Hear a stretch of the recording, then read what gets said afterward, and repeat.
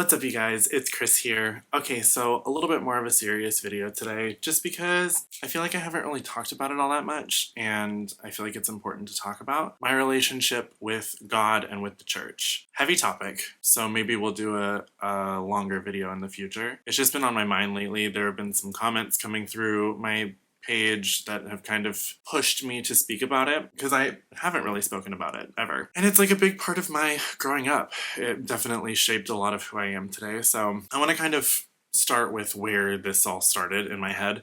So I posted this video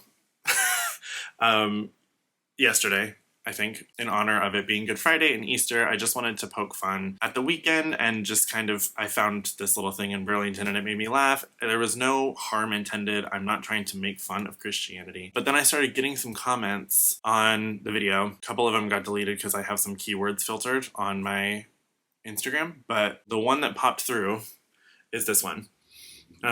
It kind of just made me realize that I needed to talk about it, and it kind of gave me some talking points that I didn't have prior to seeing that comment. So let's break down the comment and what was said. I'll read it out loud, but you can see it on screen. It says, "His name is Jesus, he is risen, and he loves you, friend. I know you're making a joke because of where the cross is centered on the decoration, but the cross is not a joke. Jesus lived, died, and was resurrected for you, for me, and for every person. His blood is my redemption. I'm happily and proudly a child of God. Even if you don't believe as I believe, there is no need to joke of Christianity."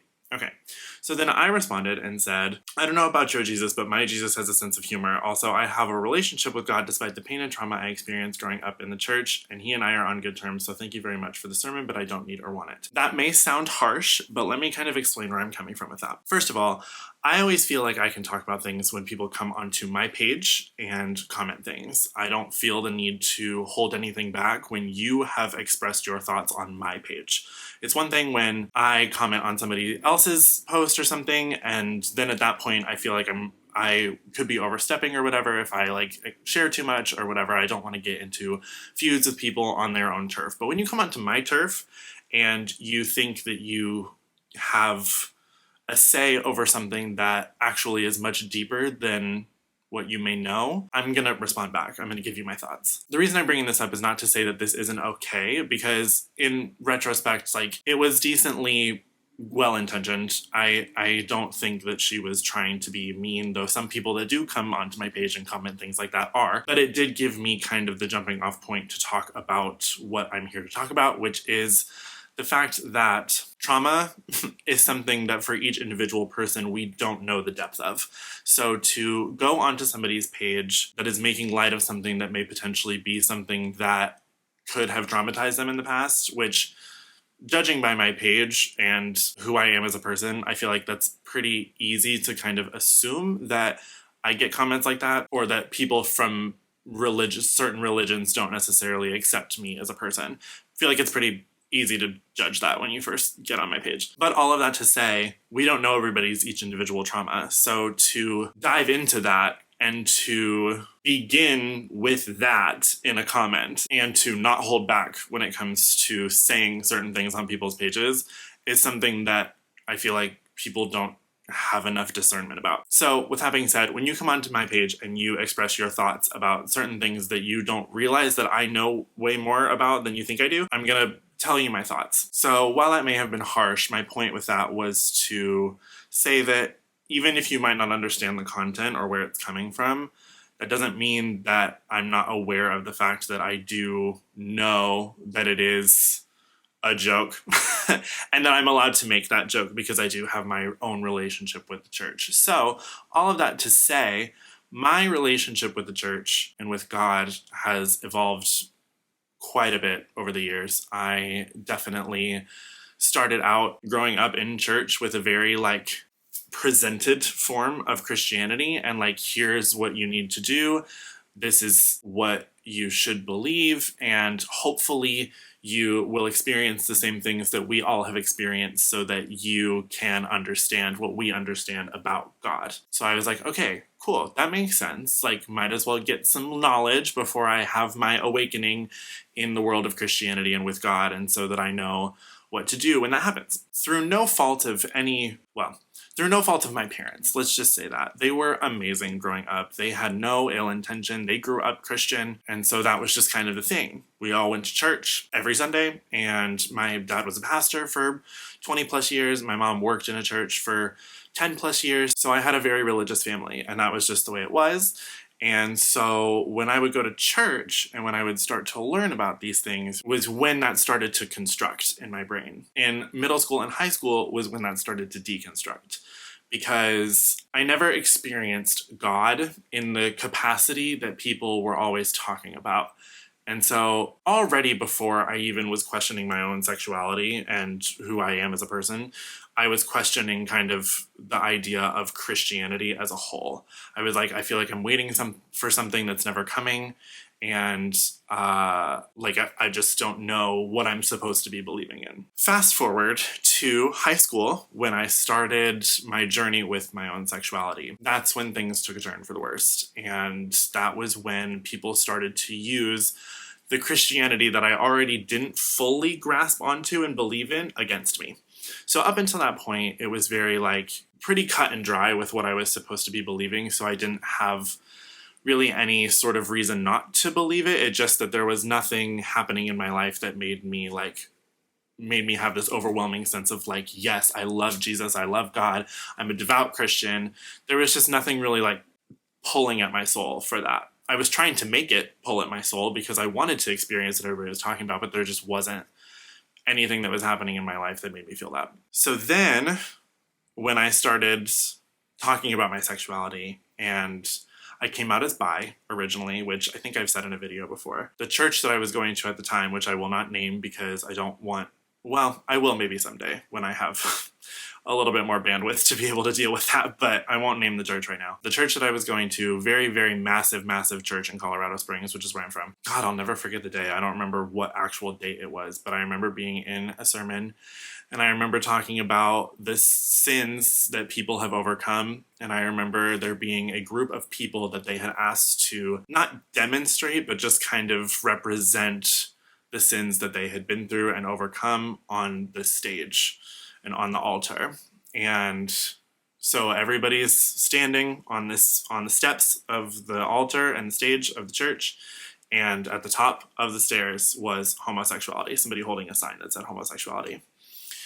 So not to read into anything like that, but to me, they were literally putting it on a pedestal. And then from that day forward, I shoved myself back into the closet for at least 3-4 more years and didn't really do anything about it. Tried to date girls, tried to, do whatever. And then to the point where I'd had enough, 4 years later, I was still going to that church because I thought that was the right thing to do. Had some friends in the youth group, started opening up to them about my journey with sexuality, and I think I maybe have 1 or 2 of those friends that I had out of a group of probably 10 or 12, because most of them at some point or another either didn't want to talk to me anymore, didn't want to be my friend as I started identifying as part of the LGBTQ community, or told me to continue to pray because that wasn't my journey. That wasn't what the Lord had planned for me. Which at the time, I didn't realize how detrimental that was to my growth and my journey as both a queer person and a Christian, because now as a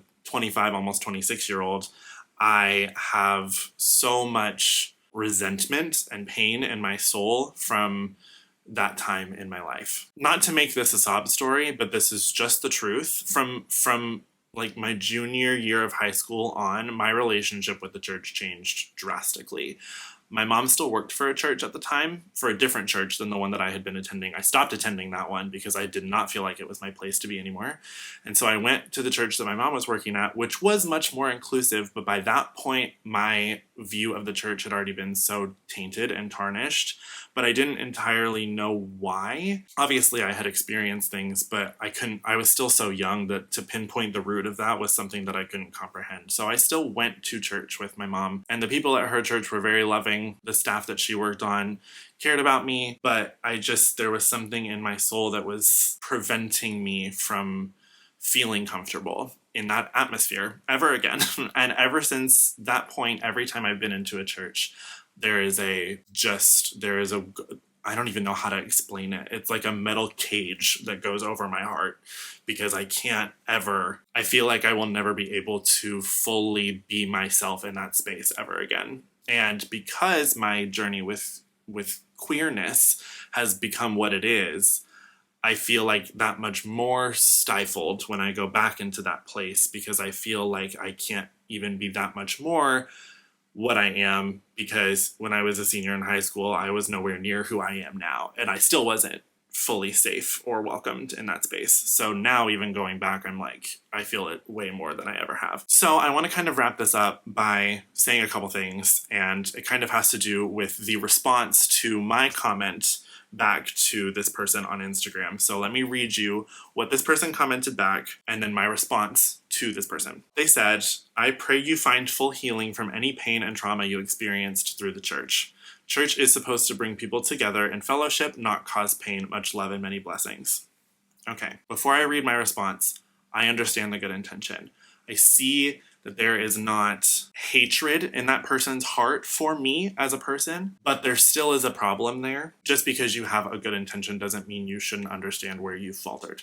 So my response is, you're right. That is what it's supposed to do, but it will never be that place for me. So thank you again for your prayers, but it's much deeper than that. Please remember that everyone deals with trauma in their own way, and being told that what traumatized you will heal you can be very triggering to people. Much love back. So all of this to say, when you were talking to somebody, especially in the LGBTQ community, and you say, I'm going to kind of break down what this person's comment, and then talk about why I think that it's important that we're talking about this. So when you say, I pray you find healing in your pain and trauma, I was told growing up that I needed to pray to heal the trauma that was my own self. So when you tell me now that you are praying for me to be healed from my trauma with the place that gave me trauma, that doesn't do anything for me. In fact, it triggers me more than anything, because I was told to pray the gay away, for lack of a better sentence. I know that that's cliche,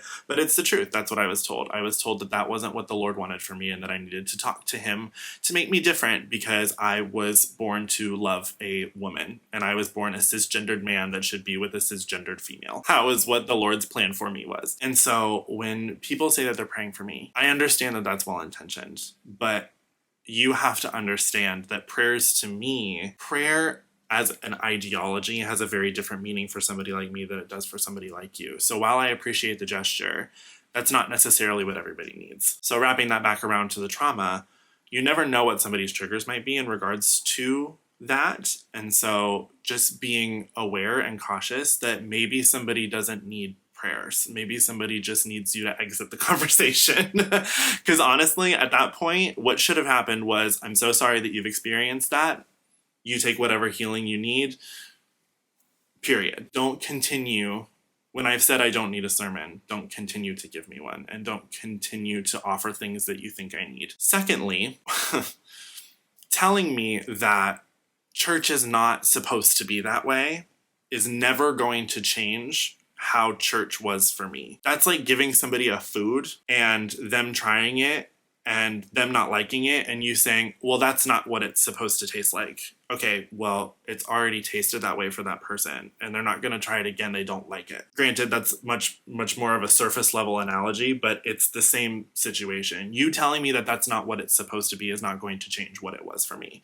It was a very, very traumatizing place, and it is not a place that I will ever probably, again, feel safe. So you telling me that that's not what it's supposed to be doesn't change anything for me, because my experience with it already happened.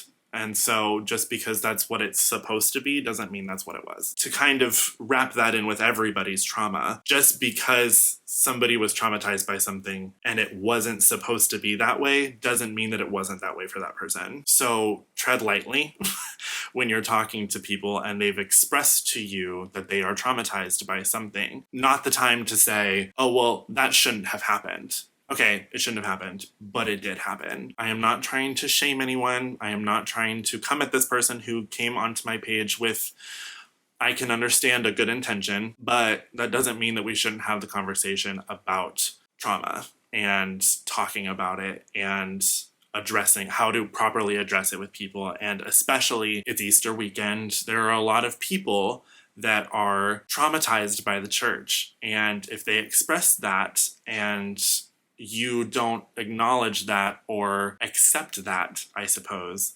then you probably shouldn't be talking about it with them. Honestly, if you have questions and if you are trying to tread lightly but maybe not knowing how to tread lightly, ask the questions. It's better to understand than to try to be understood. A good friend of mine said once that her favorite quote was, "Seek to understand before seeking to be understood." And I think that that applies perfectly here. If you don't understand somebody's trauma, it's better to understand first than try to make them understand where you're coming from. Just listen. Just understand that people are traumatized by things and that trauma comes in all different forms and people deal with trauma in all different ways. And just because you don't understand it or it doesn't align with your beliefs doesn't mean that you should force that same belief or the correct situation or what happened to you or what should have happened to you or what didn't happen to you onto that person. It's just something that we need to do better on as a society. I get comments like it all the time, and I've never really talked about it, which is why I wanted to talk about it today, because I do feel like it's important. It's important to understand that, especially when somebody says to you that whatever you're talking about has caused trauma, do not continue to say things that could potentially continue to traumatize them. It's just something that we need to do better on. The internet is an already extremely nasty place. So the best thing we can do is just continue to be respectful of when people have experienced things